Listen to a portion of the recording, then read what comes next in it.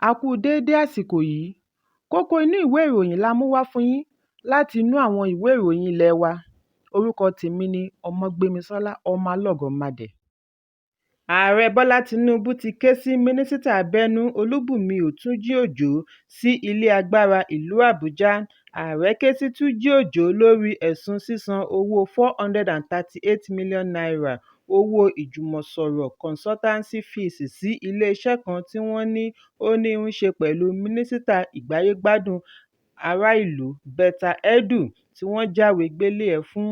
Ìròyìn jábọ̀ wípé bí Túnjí Òjó ṣe ń jáde kúrò nínú ilé agbára ni àwọn akọ̀ròyìn kàn sí i fún ìfọ̀rọ̀wánilẹ́nuwò lórí ìpàdé rẹ̀ pẹ̀lú Ààrẹ Tinubu. Gbólóhùn kan ṣoṣo tí ó fọ̀ jáde ni wípé gbogbo rẹ̀ ló dára, it's all good.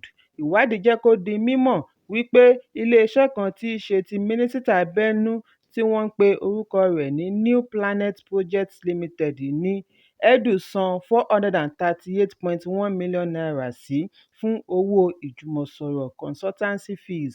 Ṣùgbọ́n nígbà tí ó ń dáhùn ìbéèrè lórí ẹ̀rọ amóhùnmáwòrán Channels ní alẹ́ àná, Túnjí Òjó ní bí ó tilẹ̀ jẹ́ wípé lótìítọ́ ni òun ṣe ìdásílẹ̀ iléeṣẹ́ yìí ní ọdún 10 sẹ́yìn, òun ti kọ̀wé fipò sílẹ̀ gẹ́gẹ́ bí adarí ní ọdún 2019 nígbà tí ó díje fún ipò ilé ìgbìmọ̀ aṣojú-ṣòfin.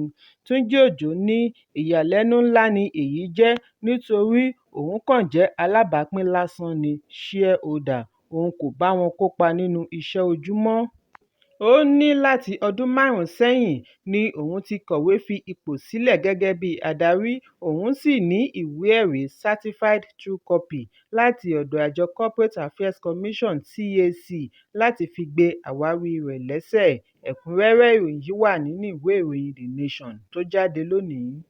Ìlúmọ̀ọ́ká olóyè ní ìpínlẹ̀ Ògùn tí ó tún jẹ́ Báṣẹ̀gùn ti abúlé Ìtúsókùn, Adéyínká Fọlárìn ni a gbọ́ wípé àwọn agbébọn ti yìnbọn pa nínú ilé rẹ̀ tí ó wà ní Ṣàgámù ni wọ́n ti yìnbọn fún láàrin aago 8 ìrọ̀lẹ́ àná ọjọ́ Ajé láti ọ̀dọ̀ àwọn afurasí ọmọ ẹgbẹ́ òkùnkùn. Àwọn ọba méjì ni wọ́n fìdí ìṣẹ̀lẹ̀ yìí múlẹ̀. Òṣìṣẹ́ kan láti ìjọba ìbílẹ̀ Ṣàgámù tí kò fẹ́ dárúkọ ara rẹ̀ sọ fún akọ̀ròyìn wípé lọ́gán ni àwọn tètè ti ẹnu ibodè ìjọba ìbílẹ̀ tí olúkúlùkù òṣìṣẹ́ gba ilé rẹ̀ lọ. Ó tẹ̀síwájú wípé àìbalẹ̀ ọkàn ti bẹ́ sílẹ̀, oníkálùkù ń súré tètè àti tètè wọlé kí ohun tí wọn kò lérò má bàá ṣẹlẹ̀. Ó ní àwọn kan sọ wípé ọmọ ẹgbẹ́ òkùnkùn ni ó pa olóyè, ṣùgbọ́n kò tíì sí ẹni tí ó lè fìdí ọ̀rọ̀ yìí múlẹ̀. Agbẹnusọ ọlọ́pàá ìpínlẹ̀ Ọmọlọ́lá Odùtọ́lá kò tíì fèsì lórí ìṣẹ̀lẹ̀ yìí. Ẹ̀kúnrẹ́rẹ́ ìròyìn yìí wà nínú ìwé ìròyìn The Nation tó jáde lónìí. Ìṣèjọba ààrẹ àná Muhammadu Buhari wá sópin ní ọjọ́ 21 oṣù karùn-ún ọdún 2023 lẹ́yìn tí ó yọ̀ǹda agbára fún ààrẹ Bọ́lá Tinubu. Nígbà ìṣèjọba rẹ̀, oríṣiríṣi àwọn èèyàn jàǹkàn-jàǹkàn lọ́kùnrin àti lóbìnrin ni wọ́n yí i ká tí wọ́n kó ipa pàtàkì nínú òfin àkànṣe, iṣẹ́ àti òṣèlú ìṣèjọba rẹ̀. Lára wọn la ti rí ẹbí, amúgbálẹ́gbẹ̀ẹ́, mínísítà, gómìnà àti sínétọ̀. Bí ìtàn ṣe ń parẹ́ pẹ̀lú ààrẹ àná ni akọ̀ròyìn ṣe àgbéyẹ̀wò lórí àwọn ènìyàn 10 àkọ́kọ́ tí wọ́n kó ipa pàtàkì nínú ìṣèjọba rẹ̀ àti kí ni wọ́n ń ṣe lọ́wọ́ báyìí. Ẹni àkọ́kọ́ ni Aisha Buhari, obìnrin àkọ́kọ́ àná, agbẹnusọ fún àwọn obìnrin àti ọmọdé lórí ẹ̀tọ́ wọn. Bákan náà ni ó máa ń kọrò ojú sí lára òfin ọkọ rẹ̀ nígbà ìṣèjọba. Ó jẹ́ òǹkọ̀wé ìwé kan tí wọ́n pe àkọlé rẹ̀ ní Essentials of Beauty Therapy: Complete Guide for Beauty Specialists. Pàtàkì ẹwà ara. Aisha ni a gbọ́ wípé ó ti ń fi ìlú London ṣebùgbé láti tẹ̀síwájú nínú ẹ̀kọ́ kíkà fún oyè PhD ní International Relations láti University of Westminster lẹ́yìn ìṣèjọba ọkọ rẹ̀. Bákan náà ni ó ṣe ìṣàkóso Charity Foundation tí ó ń bójútó ètò ìlera, ètò ẹ̀kọ́ àti ìrónilágbára fún ọmọdé, obìnrin àti ọ̀dọ́. Ẹ̀kúnrẹ́rẹ́ ìròyìn yìí wà nínú ìwé ìròyìn Punch tó jáde lónìí. lónìí ni ààrẹ bọ́lá tínúbù bu ọwọ́ lu àdínkù iye èrò tí wọ́n jọ ń kọ́wọ̀ọ́ rin ìrìnàjò láàrin orílẹ̀-èdè àti lókè òkun. Amúgbálẹ́gbẹ̀ẹ́ ààrẹ lórí ìròyìn Ajuwin Ngelale ni ó sọ eléyìí di mímọ̀ nígbà tí ó ń bá akọ̀ròyìn sọ̀rọ̀ ní ilé agbára ìlú Àbújá.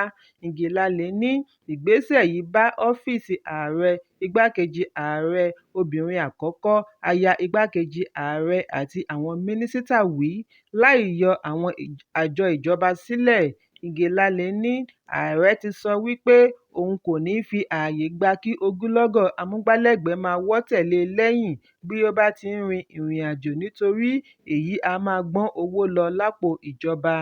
Èyí yóò ṣe àdínkù ìdá 60 nínú ọgọ́rùn-ún 60%. Bákan náà ni ààrẹ darí wípé kò gbọdọ̀ lé ní 20 ènìyàn tí ó gbọdọ̀ tẹ̀lé rin ìrìnàjò lọ ilẹ̀ òkèèrè. Iye àwọn tí wọ́n ní àǹfààní àti kọ́wọ̀ọ́rìn pẹ̀lú igbákejì ààrẹ kò gbọdọ̀ ju 5 lọ, obìnrin àkọ́kọ́ náà 5 pẹ̀lú aya igbákejì ààrẹ 5. Láàárín orílẹ̀-èdè, ènìyàn 25 ni ó ní àǹfààní àti tẹ̀lé ààrẹ nígbà tí igbákejì ààrẹ ní àǹfààní sí ènìyàn 15. Obìnrin àkọ́kọ́ àti aya igbákejì ààrẹ yóò jẹ́ 10 láàárín orílẹ̀-èdè. Ngelale fìdí ẹ̀ múlẹ̀ wípé àwọn mínísítà kò ní ju ènìyàn 4 lọ láti jọ kọ́wọ̀ọ́rìn lọ ilẹ̀ òkèèrè nígbà tí adarí àjọ ní àǹfààní sí ènìyàn 2. Ìgbésẹ̀ yìí ń wáyé lẹ́yìn ọ̀sẹ̀ 4 tí wọ́n bu ẹnu àtẹ́ lu ààrẹ Bọ́lá Tinúbú lórí bí ó ṣe kó èrò rẹpẹtẹ tẹ̀lé lẹ́yìn lọ ìlú Dubai ní orílẹ̀-èdè United Arab Emirates fún ìpàdé àyípadà ojú ọjọ́ COP28 Climate Change Summit. Ẹ̀kúnrẹ́rẹ́ ìròyìn yìí wà nínú ìwé ìròyìn Punch tó jáde lónìí. Lónìí ni Synagogue Church of All Nations (SCOAN) fèsì sí àfihàn àbájáde ìwádìí tí BBC ṣe nípa olóògbé olùdásílẹ̀ SCOAN Tèmítọ́pẹ́ Babátúndé Joshua tí gbogbo ènìyàn mọ̀ sí TB Joshua. SCOAN ṣe àpèjúwe àkọọ́lẹ̀ BBC gẹ́gẹ́ bí ẹ̀sùn tí kò lẹ́sẹ̀ ńlẹ̀ bí wọ́n ṣe fìdí ẹ̀ múlẹ̀ wípé ìjọ kò mọ gbogbo àwọn tí wọ́n ṣe ìfọ̀rọ̀wánilẹ́nuwò fún nínú ìwádìí wọn.